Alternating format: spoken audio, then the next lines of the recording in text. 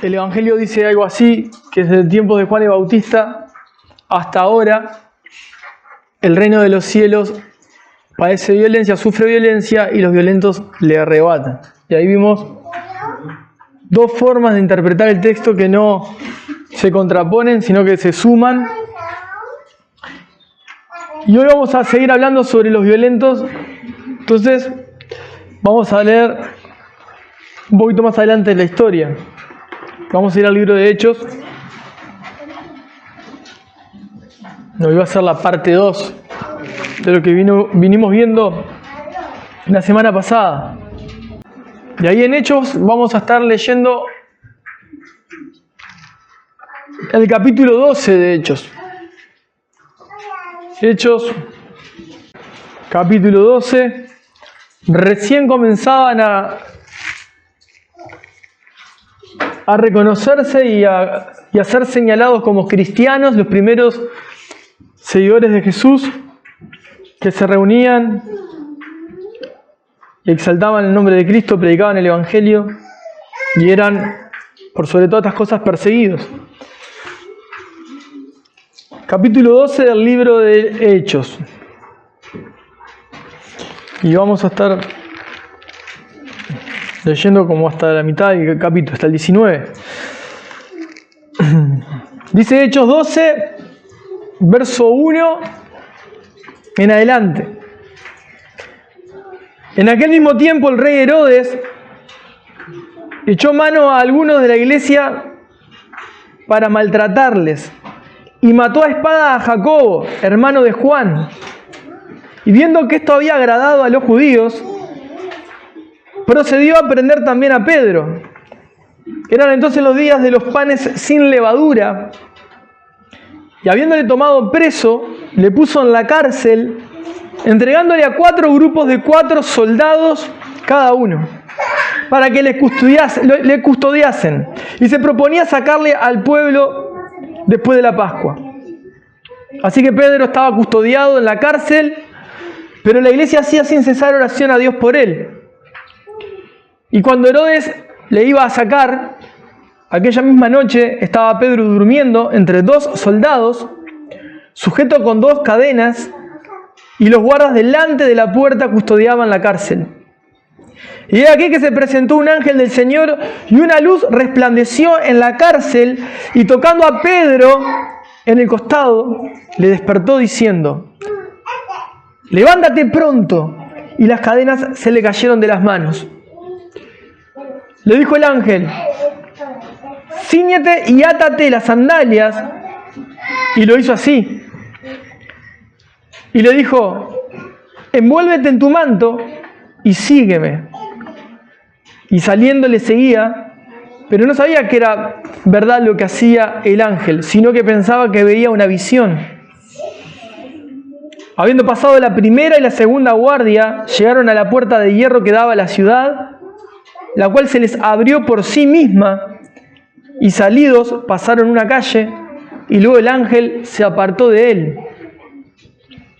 Entonces Pedro, volviendo en sí, dijo: ahora entiendo verdaderamente que el Señor ha enviado su ángel, y me ha librado de la mano de Herodes, y de todo lo que el pueblo de los judíos esperaba. Y habiendo considerado esto, llegó a casa de María, la madre de Juan, el que tenía por sobrenombre Marcos, donde muchos estaban reunidos orando.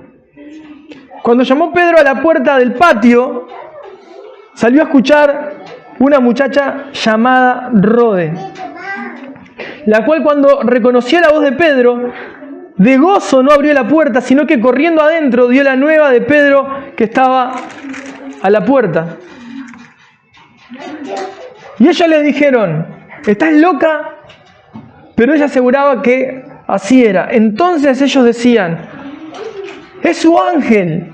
Mas Pedro persistía en llamar, y cuando abrieron y le vieron, se quedaron atónitos. Pero él, haciéndoles con la mano señal de que callasen, les contó cómo el Señor les había sacado de la cárcel, y dijo: hagan saber esto a Jacobo y a los hermanos. Y salió y se fue a otro lugar. Luego que fue de día, hubo no poco alboroto entre los soldados, sobre qué había sido de Pedro. Mas Herodes, habiéndole buscado sin hallarle, después de interrogar a los guardas, ordenó llevarlos a la muerte. Después descendió descendió de Judea a Cesarea y se quedó allí. Amén. Como vimos la vez pasada, vamos a estar viendo desde dos lugares, o no de dos lugares, sino dos tipos de violentos. En el contexto histórico, como les había contado, o como mismo dice en comienzo, el rey Herodes había aprendido ya y había matado a espada a Jacobo. Y Herodes, como buscaba que el pueblo sea simpatizante de él, y se dio cuenta que persiguiendo a los cristianos y matándolos tenía la atención de ellos, también llamó a los demás para que vayan a buscar a Pedro, y prendieron a Pedro. Si lograban prender a Pedro como líder del resto también, eso iba a ser también de mucha atención para los judíos. Y Herodes iba a ganar popularidad, iba a ganar reconocimiento, respeto, etc. Lo lleva preso, esto está en los primeros versos, lo que estoy contando es lo que está escrito, que recién acabo de leer. Y cuando lo llevan preso, el 5 dice: pero la iglesia hacía sin cesar oración a Dios por él. Pero la iglesia hacía sin cesar oración por él. Y ahí tenemos ya la iglesia reunida, al pueblo de Dios unido orando por Pedro. Y después, acto seguido, volvemos al momento, salimos de la reunión que está en la iglesia orando y volvemos a la historia de Pedro en la cárcel. Y creo que los detalles de la cárcel son para entender que realmente estaba preso. O sea, no estaba preso fácilmente para poder escapar, sino que estaba verdaderamente preso. Estaba preso con guardias alrededor de él, de a dos en dos, 4 grupos de 4, dice, pero después dice que habían 2 al lado de él mientras él dormía. Pasaban 2 puertas y recién ahí estaba la salida. O sea que realmente estaba encarcelado, imposibilitado de poder salir bajo sus propios medios. Ahora, la misma noche que Herodes pensaba sacarlo de allí para después también poder matarlo,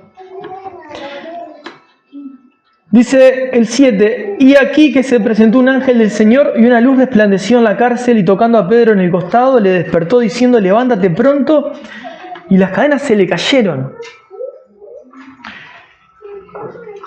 Y después sigue las órdenes del ángel, la salida que estaba haciendo con el ángel, y el 9 incluso dice que él no sabía que realmente lo que estaba pasando era verdad, sino que pensaba que estaba viendo una visión. O sea, que él creyó que estaba viendo una visión, que estaba dormido, que estaba soñando, que no estaba realmente sucediendo lo que estaba viviendo.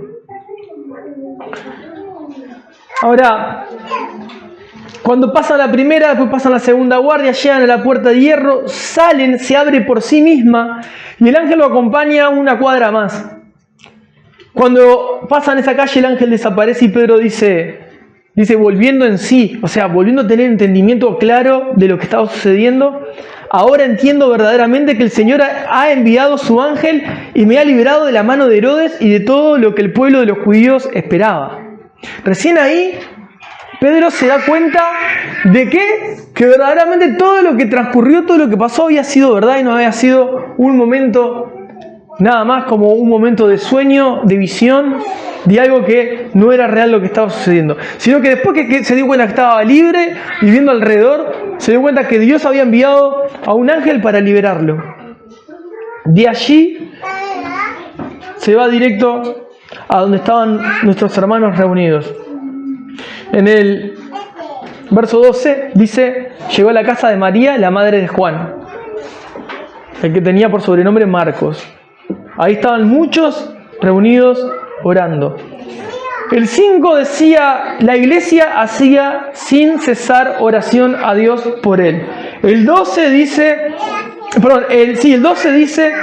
donde muchos estaban reunidos orando. O sea que en el primer lugar, cuando estaba preso Pedro, estaban orando por él. Cuando llega Pedro a la casa de María, la iglesia estaba orando también y seguía orando por él y quizás por muchas más cosas, pero estaban orando. Pedro llama a la puerta y sale Rode a recibirlo. Y hasta ahí la primera parte de la historia, porque quiero hablar un poquito de esta situación que a Pedro le tocó. Después vamos a ir empezando a profundizar un poco más. Si tenemos que ver un tipo de característica en cuanto a violentos, bueno, Herodes es el tipo de violento que ejemplifica aquel que se va a levantar en contra de la iglesia, en contra de los cristianos, en contra de los hijos de Dios, que busca oprimir, que busca, con tal de ganar favores ajenos, oprimir, frenar, detener lo que Dios pueda llegar a hacer a través de sus hijos. Herodes era aquel que ejemplifica el violento de manera negativa, vamos a decir, no de manera agresiva, frente a la vida cristiana. Pero también tenemos, como ya se los compartí la vez pasada, el otro tipo de violentos, que es el que es determinado. Y acá tenemos a la iglesia, que para mí es un ejemplo básico. O sea, lo que estábamos hablando la vez pasada se los estoy trayendo en un ejemplo visible en el libro de Hechos. ¿Y por qué es una iglesia? La iglesia es esos violentos, bueno, justamente, determinados. ¿Y cuál es una de las características, al menos que aparecen acá? Oraban sin cesar. Oraban por Pedro sin cesar. Hay 5 cosas por lo menos para ver sobre esta oración, que ahora se las voy a compartir, pero ellos oraban sin cesar. Llega Pedro, sucede todo lo que sucede y ellos seguían orando. No sabemos cuánto tiempo, horas hayan pasado de la noche hasta que Pedro llegó y golpeó la puerta de casa de María, pero la realidad es que estaban orando.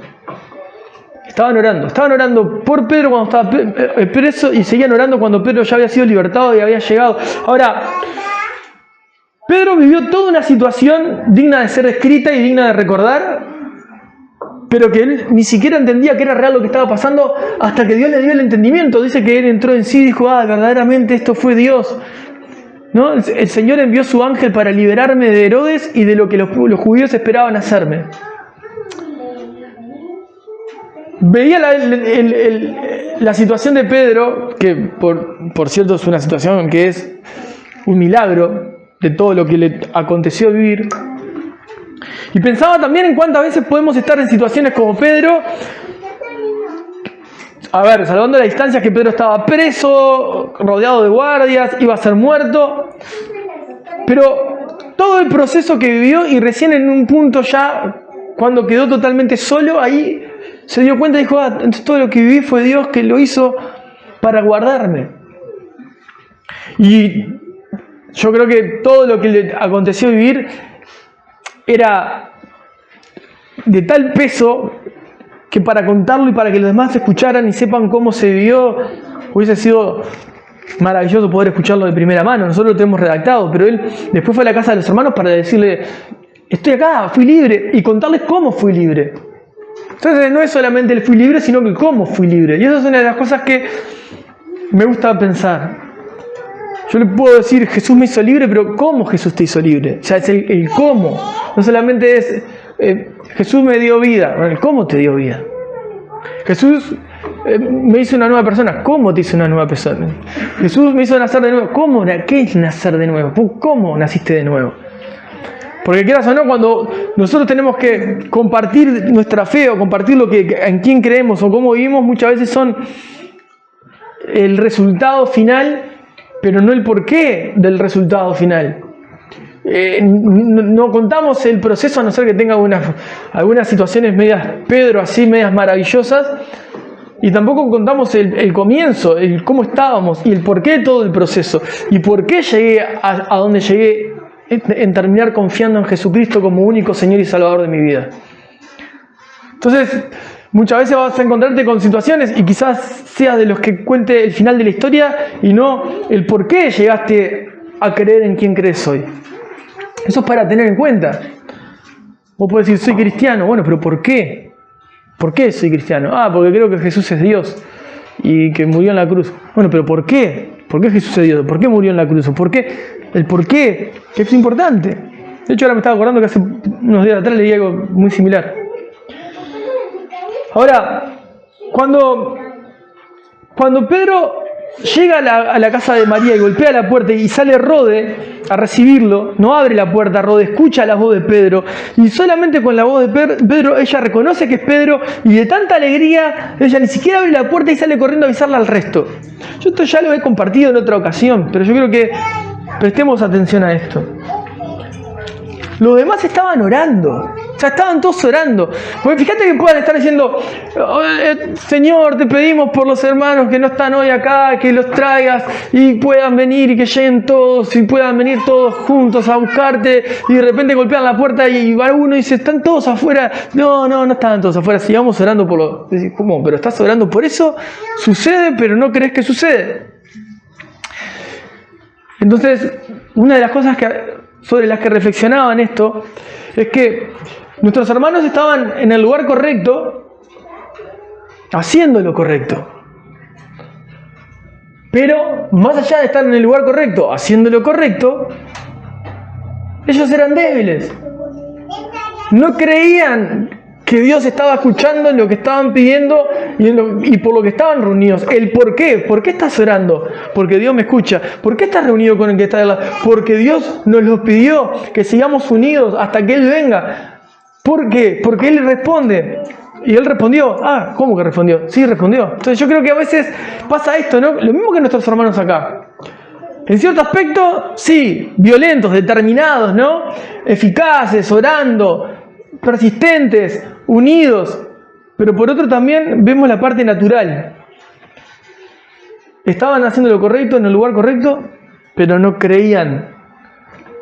Eran débiles, incluso en su oración. No era una oración creyendo que no pueda pasar, sino una oración creyendo que Dios no va a escuchar, o que puede escuchar y que no va a responder.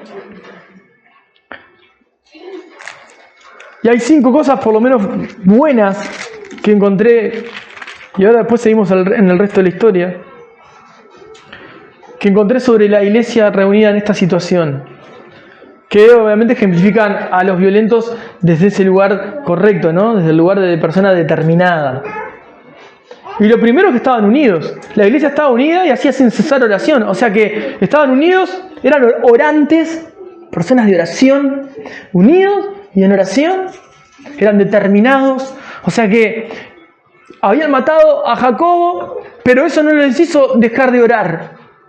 Porque su fin no era que Dios respondiera a todas sus oraciones, sino mantener su confianza en Dios. Y eso me lleva a otra cosa. No eran solamente determinados, sino que eran perseverantes. Y no solamente eran perseverantes, eran eficaces. Porque si bien,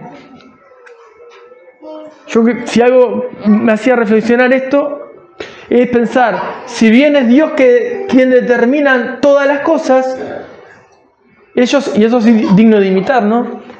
Ellos, o en su mayoría ellos, por eso Dios respondió, porque lo estableció así, que sea a través de la oración de ellos que Él responda, o que Él actúe. Ellos oraban como si dependiese de ellos que las cosas cambien.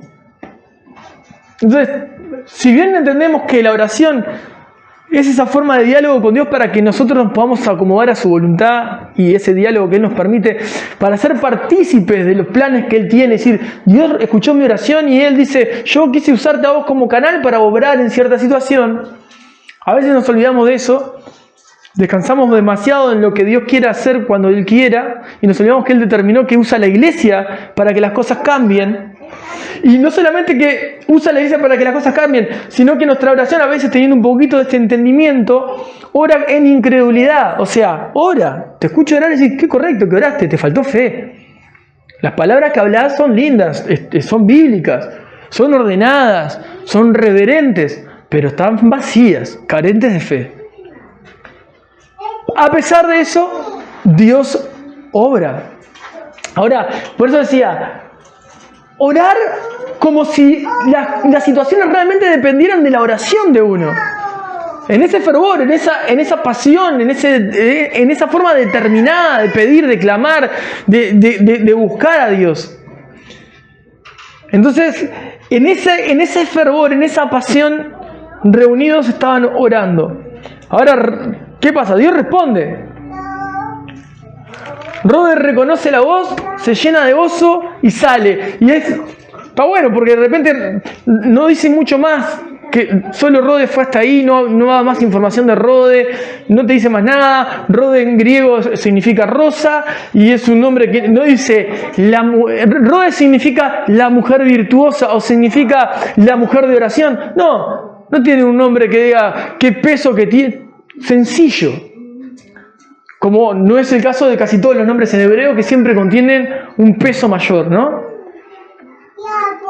Pero ella fue a buscar a los que tenían más tiempo, los que venían caminando de antes, maduros, espirituales, ¿no? Pero a ella le tocó ser la que escuchara a Pedro de primera mano, puerta de por medio. Y fue corriendo a buscar a los demás, y ellos le dijeron algo así, ¿no? 15. Y ellos le dijeron, estás loca. Pero no estamos orando por Pedro. Y Pedro está golpeando la puerta. Estás loca. Y otros, un poquito más de fe, es el ángel de Pedro. Pero ella aseguraba que así era. Entonces ellos decían, es su ángel. Mas Pedro persistía en llamar y cuando abrieron y le vieron, se quedaron atónitos. Pero ¿por qué se quedaron atónitos si estaban orando de manera determinada, eficaz, ¿no? Estaban unidos, oraban por él. Yo no creo que estuviesen religiosamente o en automático orando, vaya a saber todo el tiempo desde la cárcel hasta donde estaban ellos, hasta que Dios respondió y sacó a Pedro de una manera pasiva, tranquila, sin ningún tipo de fervor. Supongo que estaban realmente encendidos, unidos, estaban todos compartiendo unánimes en la misma oración, pero Dios trae respuesta y se ve la debilidad de la incredulidad de que está en el lugar correcto y hace lo correcto, pero cuando Dios da respuesta, lo ve con incredulidad. Como diciendo, sí, sí puede ser, bueno, Dios lo puede hacer. Y sí, y la única maravillada era Rode, hasta que ellos tuvieron que ver de primera mano a Pedro ahí diciendo, soy yo, no hablen más, me vienen a buscar, no hablen más, les quiero contar cómo fue. Entonces dice, pero él haciéndoles señas con la mano, que de que se callasen, les contó cómo el Señor le había sacado de la cárcel y dijo, hagan saber esto a Jacobo y a los hermanos, y salió y se fue a otro lugar. Después hubo un gran alboroto por todo lo que había sucedido entre los soldados y Herodes los mandó a matar y ellos después descendieron de Judea a Cesarea. Ahora, como le digo, yo creo que la oración es un distintivo de aquel cristiano que ejemplifica a los violentos que se toman del reino de Dios de manera crédula. Porque la realidad es que tenemos un montón de hermanos en el ejemplo de no Rode, del resto que estaba ahí guardado, esperando una respuesta divina que viene, que responde una oración, pero en incredulidad frente a esa oración. De hecho, cuando ya le dice Rode que estaba Pedro, ellos ya no estaban creyendo hasta que no se paró enfrente.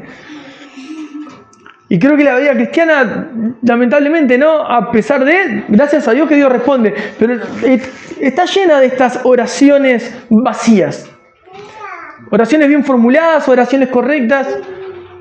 Ni siquiera estoy hablando de oraciones en público, sino oraciones con Dios. Una charla con Dios. Estoy hablando de manera correcta delante tuyo, Señor. Estoy usando las palabras que realmente mereces, reconociendo tu señorío, pero no reconozco que vos obres de tiempo real a lo que te estoy pidiendo. Es más, si obra en tiempo real, no lo reconozco hasta que sea más que evidente, hasta que un ateo pueda ver que hay una respuesta que no era normal en el lugar. O sea, lo mismo un no creyente y un creyente viendo una situación que un creyente orando y esperando la respuesta de Dios. Pero el cristiano se mantiene perseverante. El cristiano se mantiene en oración, se mantiene fervoroso. Como les decía, yo creo que por lo menos 5 características hay en el cristiano, que es ese violento, ese que se toma del reino con todo su ser. Está en unanimidad con el pueblo de Dios. Es una persona orante, es una persona determinada, es una persona eficaz y es una persona perseverante.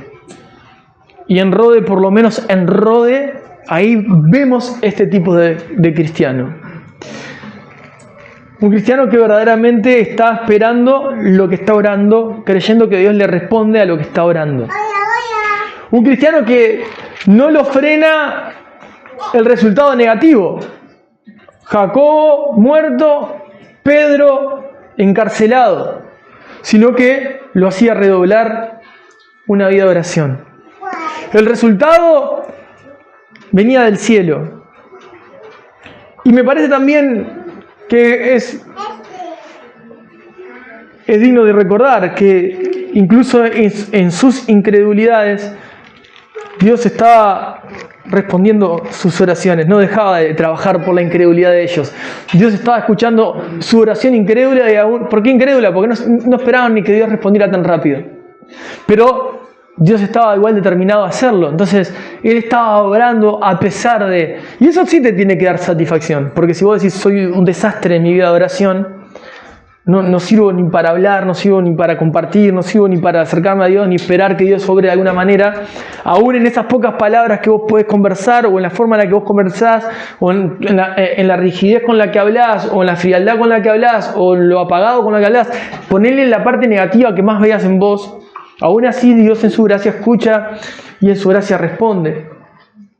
No para que nos quedemos así, sino para que Dios siga orando en nosotros. Y indudablemente un cristiano va a padecer, va a sufrir, va a tener contratiempos, va a tener piedras por delante, palos en la rueda y todos los sinónimos que quieras poner que demuestren que lo que uno lleva hacia adelante para que Dios sea glorificado no va a ser sencillo.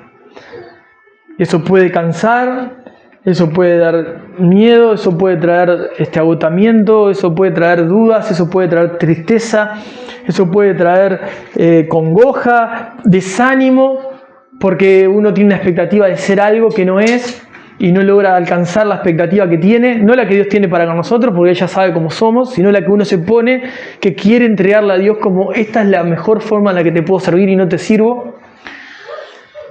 Y frente a esa realidad, uno, lejos de ser un violento que arrebata el reino, parece una persona que no tiene ni... Ya está, estoy totalmente rendido a perder porque no puedo vivir la vida cristiana que leo.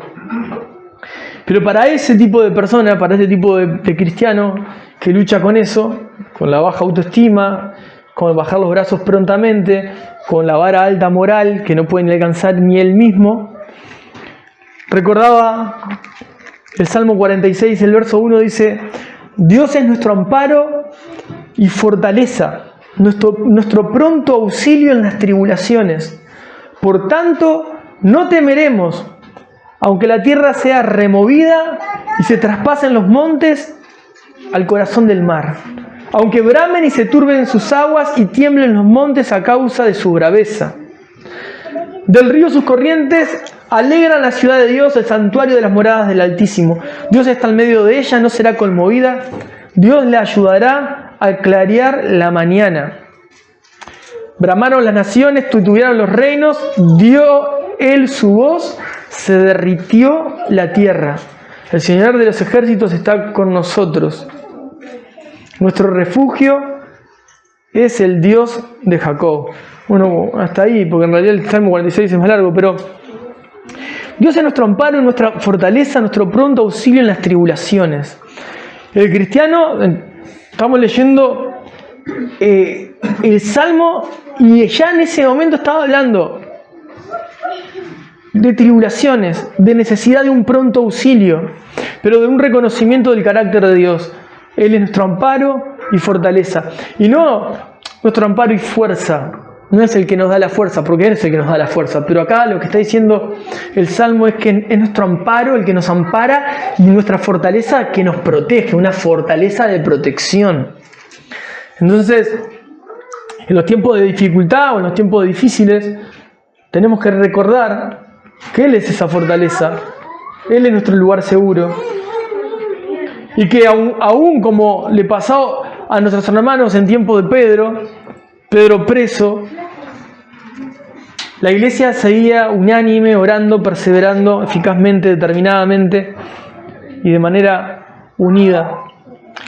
Más allá de la situación, más allá del resultado, no sucede como espero, dejo de orar, no pasa lo que estoy orando, dejo de orar. No, persistieron en la oración.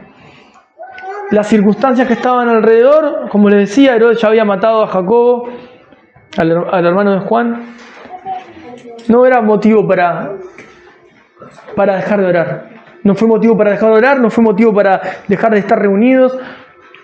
No fue lo circunstancial que podía alejarlos, sino que eso fue lo que los hacía unir. La presión, el ataque, el ser perseguidos, los llevaba aún a estar más unidos, más cerca, más fervientes. Aunque dentro de todo esto se podían ver sus vestigios naturales, humanos, de incredulidad, como les nombraba hace un ratito. En el caso de Pedro, Pedro estaba preso. Jesús también estuvo preso. Jesús fue arrestado, por ejemplo. Jesús fue enjuiciado. Pedro fue liberado de manera milagrosa. Jesús no, Jesús se entregó. Justamente se entregó ¿para qué? Para que nosotros podamos vivir la vida que no podíamos vivir. Y Pedro pudo salir de ahí porque ya Cristo se había entregado por él. Los hermanos pudieron estar orando unánimes porque Cristo dejó camino y dejó cómo funcionar y cómo caminar y cómo tener que vivir una vida cristiana. Marcó cómo se vive de manera determinada. Marcó cómo se vive una vida apasionada por Él. Enseñó a estar unánimes y reunidos hasta que Él venga. Y antes les había dicho, estén unidos hasta que el Consolador venga con ustedes, unánimes. Y después sigan unidos hasta que yo vuelva. Y ese es el mismo mensaje y es el mismo llamado para todos nosotros como hijos de Dios. Mantener la unidad, mantener la vida de oración, mantener la vida determinada, perseverante y eficaz por encima de las circunstancias, por encima de diferencias, por encima de los momentos más oscuros, por encima de los momentos de incertidumbre, a pesar de la incredulidad que puedas tener frente a las situaciones y las circunstancias que tengas delante. Porque aún en tu incredulidad Dios está orando. Por encima de tu incredulidad, Dios está orando. Y yo creo que Dios sabe que muchas veces nos acercamos a Él en oración, no creyendo ni siquiera lo que estamos orando. O sea, hacemos las cosas correctas. Nada más. Nos reunimos, oramos, hasta podemos mostrar exteriormente vidas determinadas, ¿no? Como si fuésemos violentos que arrebatamos al reino. Como que fuésemos personas que nos llevamos el mundo por delante, ¿no? Y abrazamos a Cristo a pesar de todo. Pero en el momento en el que tenemos que demostrar credulidad, titubeamos. En el momento que Dios responde, la oración es... Pero lo que pasa es que capaz que no fue tan así. Vos te imaginás que puede ser, pero hay que buscarle el razonamiento normal a esto. Y terminamos demostrando incredulidad frente a lo que estábamos pidiendo. Pedíamos una respuesta, vino una respuesta divina. Es divina, a mí toda la circunstancia, ¿cómo la puedo dar? Si vos querés encontrar la lógica y lo normal para que dejar todo tu lado de razonamiento más tranquilo, allá vos. A mí me basta con que la respuesta fue lo que tenía que ser. Porque ya había Dios obrar. Yo estaba pidiendo por esto y esto pasó. Yo me siento parte de esto. Porque lo lindo de eso es que Dios, que no nos necesita, nos da el privilegio de ser partícipes de la obra que Él pueda estar haciendo o que quiera hacer. Y nos permite hacernos sentir parte de lo que está sucediendo en nuestro entorno, en nuestras familias o en personas que ni conocemos cuando entramos delante de su presencia a orar por asuntos ajenos que nos pertenecen porque son asuntos del reino. O sea, Dios te llama a orar por el prójimo, te llama a clamar por personas, a orar, y tu oración va a ser como si tuvieses... O debería de ser, como les dije hoy, una oración como si dependiese verdaderamente que cambie la oración que vos hagas. Si vos tuvieses el poder de orar para que las cosas cambiaran, ¿orarías de la misma manera que como orás cuando decís, el Dios soberano sabe todas las cosas? Entonces, en esa desesperación, en esa pasión, en ese intento de pedir auxilio, de clamor, como si dependiera de lo que yo vaya a decirle, mi respuesta en pasión a Él, en reverencia a Él, en socorro a Él, es como deberíamos de orar. Tendríamos que, sabiendo que Él puede traer respuesta pronta a nosotros. ¿Y que Él lo hace? Tenemos la Biblia de un lado a otro, señalando constantemente que es a Él a donde tenemos que ir. Una, otra vez. Y que a donde vamos es de donde viene nuestra respuesta. Obviamente que muchas veces nosotros no logramos discernir cuando Dios nos está respondiendo.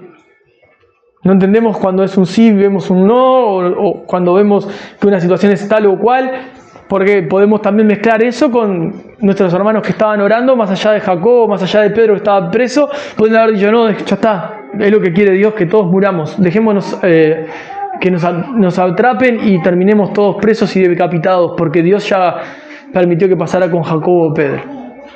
Muchos bajan los brazos así fácilmente y se dejan ir. Pero la realidad es esta, es que una persona que es llamada por Cristo, alcanzada por Cristo, transformada por Cristo, perdonada por Cristo, le quitó Cristo su vergüenza, le devuelve dignidad, vuelve a levantar a alguien que estaba en el piso, vuelve a ponerle ganas de vivir, vuelve a darle sentido a su vida, ya no actúa ni camina de la misma manera nunca más. Nunca más. Y en ese nunca más es que se ve su vida determinada, hacia dónde va, tiene el objetivo claro y hacia apunta y hasta ahí va y no va a parar hasta poder alcanzar ese objetivo, que es poder llegar a la presencia de Dios y que el Señor le diga, buen siervo fiel. ¿Por qué? Porque en lo poco fuiste fiel, en lo mucho te pondré entrar en el regazo de tu Señor. O sea, hiciste lo que tenías que hacer porque vos estabas muertos en tus delitos y pecados. Y yo te llamé, te rescaté, te aparté, te di un nombre nuevo, te di una identidad y servís eternamente al Dios vivo. Ya no hay más nada. Solo Cristo. Solo Cristo. Para que eso suceda, indudablemente uno tiene que nacer de nuevo. Uno tiene que vivir una vida en Cristo y como dice Marcos, en el Evangelio de Marcos, creo que en el capítulo 3, en el verso 8, tiene que verse que nosotros damos frutos dignos de arrepentimiento. Tiene que verse que verdaderamente hemos tenido un cambio en nuestra vida. Tiene que ser interno y da fruto externo. Mi vida ya no es igual, no se luce igual, no se ve igual, no se vive igual. Mi vida cambió por completo y es evidente que cambió. Y muchas veces no es lo que se ve en nosotros.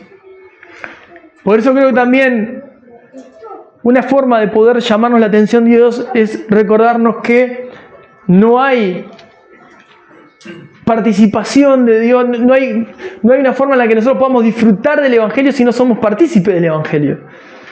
Y si no comenzamos en una vida de oración, en una vida que clama, una vida determinada, una vida firme, una vida comprometida con Cristo, es imposible. Es imposible. ¿Por qué? Porque si bien nacimos de nuevo y no somos esa semilla que cayó junto al camino, o esa semilla que cayó entre las espinas, o esa semilla que cayó entre las piedras, como cuando el sembrador salió a sembrar y decimos, bueno, gloria a Dios, somos esa semilla que cayó en tierra fértil y dio fruto, Señor, gracias. Más allá que es así, muchas veces como cristianos, nuestras obras parecen obras que son como semillas que caen en pedregales, en piedras, o junto a un camino, o caen entre espinas. ¿Por qué? Porque se secan prontamente, porque los afanes de este mundo nos ahogan, o porque viene Satanás y se come lo que nosotros hacemos. ¿Qué quiero decir? Yo puedo venir y querer servirte a vos en algo y un contratiempo en tiempo real ya quita todo el gozo que había en mi corazón, mi pasión, mis ganas de servir, mis ganas de entregar, mis ganas de lo que sea, y yo puedo decir fácilmente, vino Satanás y comió lo que tenías para dar. La semilla que tiraste se la comió. O de repente vas a sembrar tus acciones, ¿no? Las obras que vos creés que Dios te preparó para que vos entregues a Él. Y en la primera dificultad se secó, no persiste, no persevera, pasa el momento de prueba y el momento de prueba demuestra que no era un fruto permanente de justicia. O cuando comienzo a servir, me va a apabullar los afanes de este mundo. Entonces, en los afanes de este mundo, me arrebata la semilla. Miren que estoy haciendo un paralelo entre lo que Jesús enseña para entender el nuevo nacimiento y entendiéndonos ya como cristianos nuestra forma de servir. Es lo mismo, porque nosotros salimos a sembrar, imitamos a Cristo, salimos a llevar las buenas nuevas. Y nuestro servicio es parte de proclamar el Evangelio de Cristo, en donde quiera que lo hagas, donde quiera que lo lleves adelante. Entonces muchas veces somos opacados. Y creo que el problema más grande que esto puede encontrarse es cuando nosotros nos acostumbramos a responder siempre de la misma forma frente a las acechanzas de Satanás, frente a los afanes de este siglo, frente a nuestro andar, y en la primera de cambio, ¡pum!, se termina lo que tengo para dar. Viene el desánimo, ¿verdad? Vienen las dudas, el sentimiento de hipocresía, el sentimiento de baja autoestima. Y cuando Dios responde a pesar de toda esta incredulidad, reaccionamos. ¿Cómo vamos a reaccionar? Como creyentes, no, reaccionamos como incrédulos, reaccionamos con, no sé, no me parece, no sé si es Dios. Porque si bien creemos, si bien estamos haciendo lo correcto, nuestro corazón está apagado, nuestro corazón no se ve realmente como los violentos que arrebatan el reino. Aquellos intensos, determinados, eficaces, perseverantes, que se toman de Cristo y no lo sueltan por nada. Sino que se ve más bien como aquellos más que siguen con los afanes de este siglo, a cuestas, que la primera prueba los seca, o el enemigo logra comerse lo que uno quiere estar sembrando o haciendo en la primera dificultad. Creo que esas tres cosas son situaciones que tenemos que tener bien en claro. Cuando llevamos algo, perseverancia es una... Pero lo que pasa es que la perseverancia, en cualquier aspecto de tu vida, es un distintivo del Espíritu Santo en tu vida, en la vida cristiana. La perseverancia. Y fíjate que a mí me pasa algo curioso en uno de mis trabajos, ¿no? De repente me encuentro con personas y vienen y me dicen, ¿y vos desde cuándo estás acá? Ya te vas a comprar el lugar, ¿no? Y sí, como 20 años. Y dicen, ¡fua! Pero como si fuese algo negativo, ¿no? Chico, razonemos. Te estoy escuchando. ¿Vos qué estás haciendo? No, yo ya cambié 15 veces de trabajo. Y bueno, a ver, vamos a razonar juntos. ¿Vos lo ves como negativo ser perseverante en algo? Bueno, ahí tenés la respuesta de por qué estás tan mal en tu vida. O lo mismo. Che, ya hace 10 años que estás casado. ¿Y vos? No, yo voy por el tercer matrimonio. Bueno, pero ¿vos crees que eso es bueno? No. O sea, la perseverancia es un distintivo de una persona que vive una vida recta, y del cristiano una evidencia de que el Espíritu Santo está en su vida. Perseverante en lo que haga, perseverante. En lo que quieras crear, que quieras llevar adelante, quieras desarrollar, es perseverancia. En lo que sea. Pero si no hay perseverancia en nada, eso es una luz de alerta por las inconsistencias en tu vida. Inconsistencias emocionales, inconsistencias espirituales, inconsistencias en intelecto, en talento, en carácter, inconsistencias. Y tenés que ver en qué áreas sos inconsistente para poder presentárselas a Dios para que eso sea transformado. Porque una persona inconsistente o una persona inconstante cree muchas veces, porque ya su vida es así, que está haciendo las cosas bien, pero es inconstante porque es un doble ánimo, por ejemplo. Entonces es muy difícil que alguien pueda prosperar en cualquier aspecto hablando, ¿no? Y mantenerse en el tiempo si no logra perseverancia. Entonces la perseverancia es un distintivo del Hijo de Dios. Ahora, para la oración, el que vive de una manera determinada, como un violento que arrebata el reino, tiene una vida de oración. Una vida de oración en preocupación, una vida de oración llorando porque pequé de nuevo, una vida de oración agradecido porque la vida es maravillosa, Cristo, no importa el motivo, una vida de oración, una vida que habla como Jesús. Tiene que haber una vida que habla como Jesús. Si no hay una vida, el motivo poné el que vos quieras, pero si no hay una vida que habla como Jesús, no es una vida que persevera en la fe. Porque yo persevero en la fe porque creo en quién es Dios y vivo para Él y me relaciono con Él.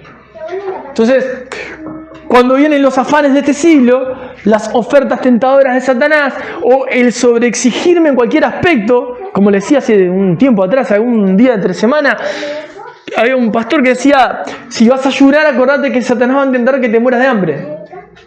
Como diciendo, sí, el Señor te llama, toné tiempo de ayuno, acércate a mí en oración, caminá cerca mío, pero también, si no puedo detener que ayunes, no, el enemigo no puede hacer eso que va a tratar de hacer, y bueno, y pasarte para otro lado. Entonces uno también, a mí, yo le doy gracias a Dios porque a veces uno puede recibir halagos, como también recibe críticas. Las dos en cualquier extremo son destructivas. Las críticas te fortalecen, te hacen madurar, te hacen autoexaminarte, te hacen mejorar, pero las críticas excesivas van a tratar de matarte. Si vos pones el odio a las críticas, vas a morir. Ahora los halagos son buenísimos, porque si una persona te halaga, decís, qué bendición, reconoció mi trabajo, qué bendición, reconoció lo que Dios hace a través mío, qué bendición. Pero si te halagan todo el tiempo, es un gran problema. Porque el problema es que te gusten los halagos. Y el sabor del halago es, ya cuando necesito perder el gusto, voy a empezar a hacer lo que sea para que siga haciendo el halago. Entonces, cualquiera de los extremos está mal. Entonces, eso para el que de repente tiene una vida, como en mi caso, que estoy más expuesto. Pero en cualquier área que vos hagas algo, los extremos son malos. Y uno tiene que aprender a decir y discernir. Señor, esto, yo agradezco esto, y esto me duele en el medio del orgullo, pero agradezco la crítica. Pero yo tengo que saber hasta dónde permitir que entre eso en mi corazón. Porque tengo que saber que el enemigo, si no puede hundirme, va a tratar de enaltecerme para que yo me venga de pique al piso. Entonces, cuidado con los extremos. Porque son los afanes de este siglo, ¿no? El necesito llegar y alcanzar esto. Cuando llegue acá voy a estar bien. Cuando llegue, como les decía la otra vez, llegan al Everest y estás allá arriba, solo, frío, no hay nadie. Y después mirá, ahora tengo que bajar hasta allá abajo, voy a morir en el camino. Entonces las dos cosas están mal. Y lo otro que ignoramos muchas veces, aunque Pablo dice que no ignora, pero nosotros lo ignoramos, es que tenemos a Satanás que va a tratar obviamente de oprimirnos o dejarnos de costado, ¿no? Si nos puede sacar de carretera, si nos puede sacar del camino y dejarnos al costado, nos deja de costado y dice, este no molesta, déjalo ahí, si no hace nada, no interfiere en absolutamente nada, es bien tranquilito, mansito, mira, está ahí, se porta bien, hace las cosas bien, no influye en absolutamente nada. Eso también es difícil. Porque si uno es totalmente pasivo frente a la vida espiritual, no afecta en absolutamente nada. Esas tres cosas son las que tenemos que cuidarnos. ¿Para qué? Para poder vivir esa vida determinada. Como les decía, en Rode tenemos una mujer que no dice mucho más.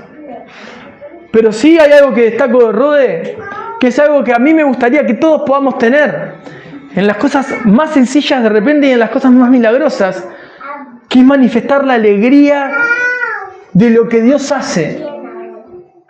Manifestar la alegría de lo que Dios hace, por favor. No es que solamente tenemos que vivir de estoy triste, estoy mal, estoy en la lucha, estoy deprimido, estoy para el otro lado, ¿no? Ansioso, estoy cansado, estoy todos los términos que demuestran una vida que va en picada.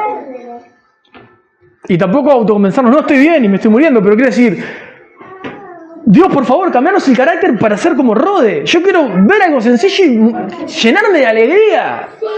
Y no tener que estar en ese análisis de, ¿y esto será porque vos querés? No me interesa, ponete feliz. Ya está, alegría, sé feliz. Porque en Cristo encontramos la verdadera felicidad. En Cristo no encontramos un sinfín de problemas para estar todo el tiempo tristes porque somos pecadores. Encontramos un Dios que miró por encima de todo esto. Yo tengo clarísimo que todos sabemos que somos pecadores, que Romanos 3:23 estamos todos destituidos de la gloria de Dios. Ya tenemos clarísimo eso. Pero si ya de por sí naturalmente o como uruguayos somos grises a atender al suicidio, si yo solo te digo que sos un pecador en el mundo, no servís para nada, no vales para nada, y después te digo, arrepentite y andate a tu casa, tu vida va a ser horrible. Porque eso no es el Evangelio. Eso es antes del Evangelio. Eso es Romanos capítulo 6. Pero no, te estoy contando el 8. Y como mucho llegas al 7 porque estoy contando capítulos del libro de Romanos que habla de la vida carnal, de la vida muerta espiritual, de la lucha entre las naturalezas y la vida espiritual. O sea, hagamos énfasis en Romanos 8. Somos más que vencedores en Cristo Jesús. Si vos tenés el Espíritu Santo, vivís por el Espíritu Santo. El Espíritu Santo va a dar testimonio a tu espíritu de que sos hijo de Dios. No hay nada que te pueda separar del amor de Dios. Todo eso es Romanos 8, pero no. Te estás muriendo, sos una persona horrible, no servís para nada, y así va a ser porque nada de lo que hagas, no. Cristo me hizo una nueva criatura. Él me ve, el Padre me ve por medio de la sangre de Cristo y me ve como real sacerdocio, nación santa, pueblo adquirido. Y en esa realidad es la que tengo que caminar y disfrutar y vivir. Porque no quiero que el distintivo sea... Sí, la palabra de Dios es dura, y la verdad que el Señor nos habla todos los días. ¿Qué te habla? ¿Que soy un pecador? No, Dios no te habla que sos un pecador. Dios te habla que a pesar de ser un pecador, Él te ama, ha dado su vida por vos y está moldeando tu vida para que vos no vivas como vivías. Si vos seguís viviendo como vivías, no hay un Dios que te haya salvado quizás. Y estás en un esfuerzo constante de vivir una vida que no te toca vivir. Pero si Dios te sabe y te cambia para siempre. Y tu testimonio es un testimonio de gozo, de alegría, de fidelidad, de pasión. No es de incansablemente tristeza, lucha y agotamiento y hostigamiento. Porque si no estaríamos todavía en el Antiguo Testamento con el cilicio, ¿no? En ceniza. La vida cristiana se llena de gozo y no encontramos gozo en la libertad que Cristo me da, porque como Cristo me hizo libre y ya soy una persona que entiendo, encuentro alegría en las cosas naturales de la vida, ¿no? En las cosas seculares, si querés decirle, ¿no? Por hacer un distintivo, en las cosas no cristianas que no son pecaminosas en sí, ahí encuentro verdadera alegría. No. Cristo te hizo libre, te hizo una nueva criatura para que vos encuentres alegría. Yo me gocé con lo que decían: a la casa del Señor iremos. Yo vengo para acá y vengo alegre porque vengo para acá. Yo no vengo como, otra vez tengo que ir a darle la cara a todos. Siempre con la cara larga a la mayoría. No, yo no vivo así. Y yo no quiero ser así. Y no quiero que me contagien con eso. Yo quiero venir expectante, feliz, disfrutar. Y aunque la palabra de Dios me duela en mi vida carnal, sé que eso es para transformar mi vida y para hacerme un bien mayor, para darle gloria a Dios.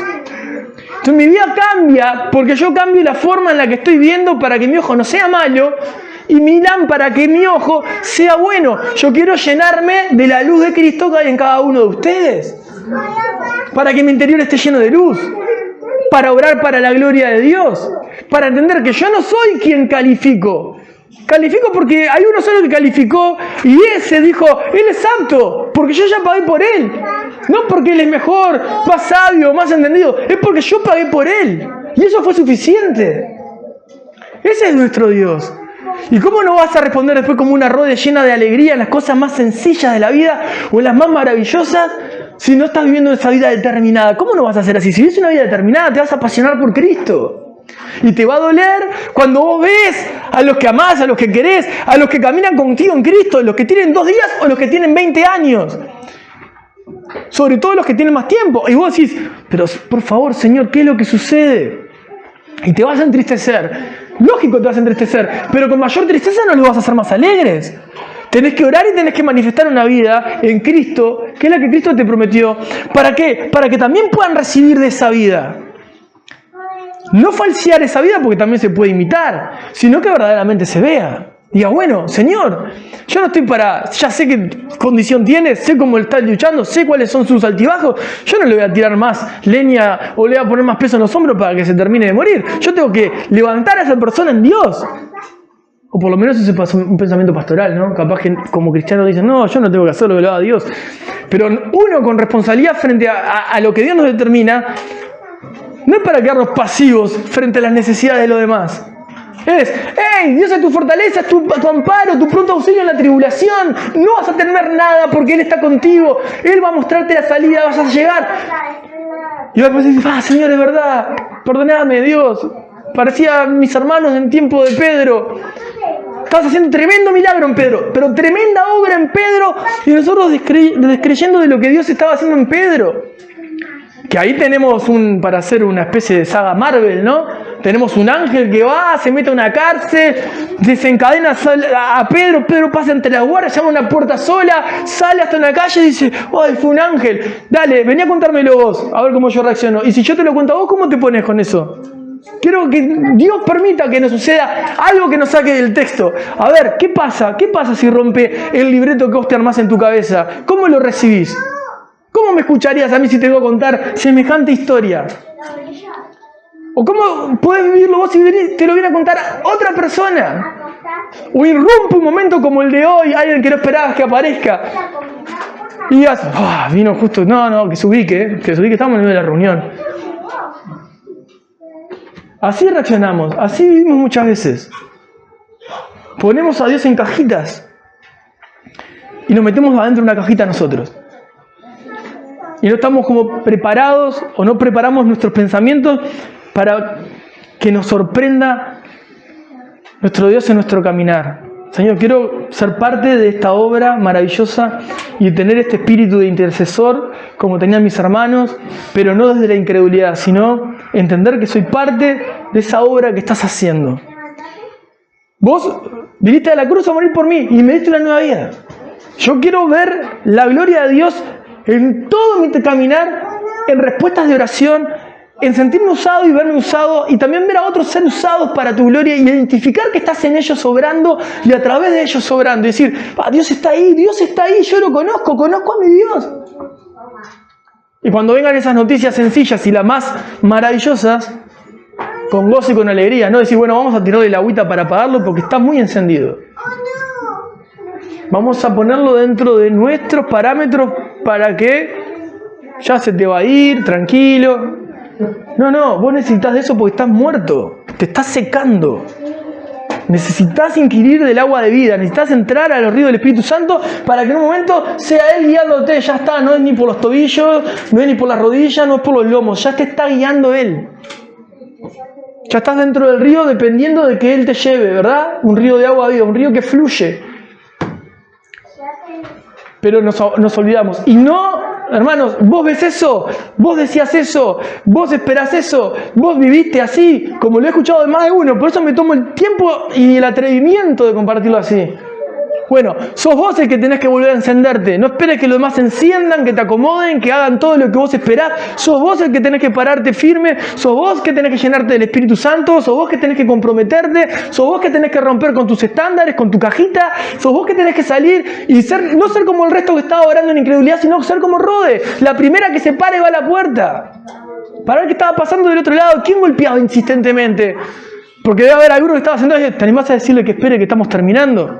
Y era Pedro, que había sido liberado de la cárcel. Pedro estaba ahí. Y uno estaría ya con la sangre en el ojo. No, deje que golpee la puerta, por favor, que nos está desconcentrando. Esa es nuestra cabeza incrédula. Entonces, hoy tenemos Cena del Señor.